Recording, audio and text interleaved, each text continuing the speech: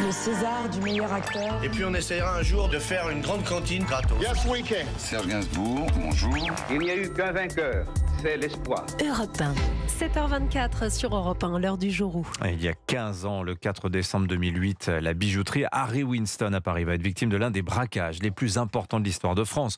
71 millions d'euros de bijoux vont lui être dérobés ce jour-là. Et le pire pour l'enseigne, Nord d'Autriche, c'est qu'à peine 2 mois plus tôt, une équipe était déjà repartie avec plus de 30 millions d'euros de butin. Oui, sur l'avenue Montaigne à Paris, où se trouvent les hôtels de luxe et la riche clientèle internationale, 4 personnes se présentent dans la bijouterie Harry Winston. Les employés pensent que ce sont 2 couples, mais en fait, 2 des 4 hommes armés sont déguisés en femmes. Ils portent des perruques et ils se mettent à voler des diamants, des saphirs, des rubis, explique alors le journaliste d'Europe 1, Guillaume Biet. Les malfaiteurs raflent tout ce qu'ils peuvent, montres, colliers, bagues, bracelets, parures, même des bijoux rangés dans des tiroirs secrets.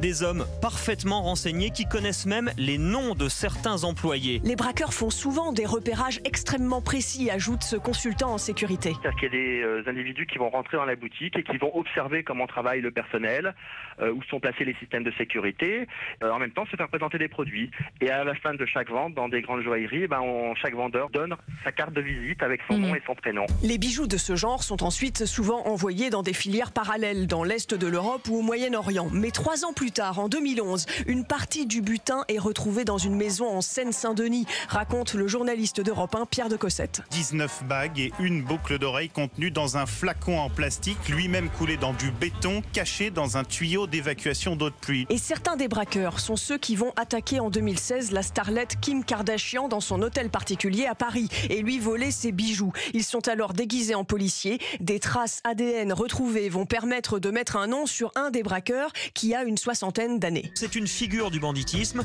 Son surnom dans le milieu, c'est Yeux bleus, à cause de son regard d'un bleu incomparable. Et c'est pour cette raison que le jour où il a agressé Kim Kardashian, le malfaiteur cachait son regard derrière un masque de ski. Ah bah oui, évidemment, il faut être prudent dans ces cas-là. Merci Laure d'Autriche. Réalisation sonore Sébastien Guidis. Il est l'heure de jouer avec Europe 1 et le jour où.